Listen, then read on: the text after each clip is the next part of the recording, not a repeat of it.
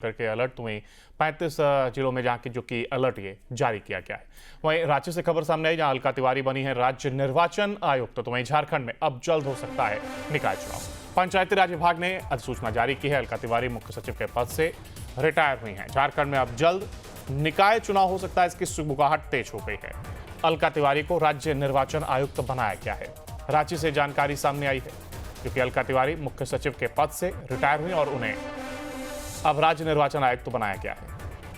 अलका तिवारी जो कि राज्य निर्वाचन आयुक्त बनी है, झारखंड में अब जल्द निकाय चुनाव हो सकता है, इसकी सुगबुगाहट तेज हो गई है।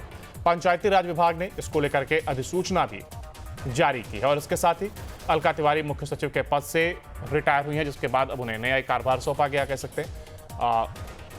हमारे साथ हमारे सहयोगी सूरज हमारे साथ जुड़ गए हैं। सूरज, एक और देखिए, जहां अलका तिवारी को मुख्य निर्वाचन आयुक्त बनाया गया, तो वहीं ऐसे में एक बड़ी जिम्मेदारी उनको दी गई। दूसरी ओर अब कहा जा रहा है कि जल्द निकाय चुनाव हो सकता है, इसकी सुगबुगाहट तेज हो गई है। देखिए, बिल्कुल फिलहाल अलका तिवारी आज उन्होंने अपने पदभार ग्रहण कर लिया है। मुख्य राज्य के जो निर्वाचन आयुक्त है, उस पद पर उन्होंने आज अपना योगदान दे दिया है। थोड़ी देर पहले अलका तिवारी अपने पद का पदभार उन्होंने ग्रहण कर लिया। ये झारखंड के अंकुर 8वें राज्य निर्वाचन आयुक्त अलका तिवारी बनी है और इससे पहले आपने देखा कि झारखंड के वो चीफ सेक्रेटरी यानी मुख्य सचिव के पद पर उन्होंने अपना योगदान लंबे समय तक दिया था और एक साफ सुथरी छवि को लेकर यह माने जाने वाली अलका तिवारी और मुख्यमंत्री हेमंत सोरेन के काफी करीबी भी है। इन्होंने अपने कार्यकाल में झारखंड के लिए बेहतर कार्य किए हैं। जिस तरह से मुख्यमंत्री हेमंत सोरेन ने भी अलका तिवारी को लेकर तारीफें की थी।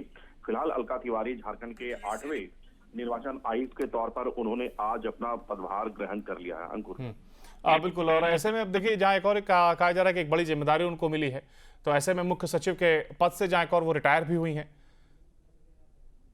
देखिए, मुख्य सचिव के पद पर आपने देखा अंकुर की 31 सितंबर को अलका तिवारी रिटायर हो चुकी थी। 1988 बैच की ये आईएएस अधिकारी रही है अलका तिवारी और जिस तरह से झारखंड में लंबे समय से अगर हम बात कर लें तो निकाय चुनाव नहीं हुई थी, लेकिन ये संभवतः ये जताई जा रही है कि अलका तिवारी के कार्यकाल के दौरान झारखंड में जो निकाय चुनाव नहीं हुई थी, कहा जा रहा है कि बहुत जल्द अब झारखंड में निकाय चुनाव भी हो जाएगी।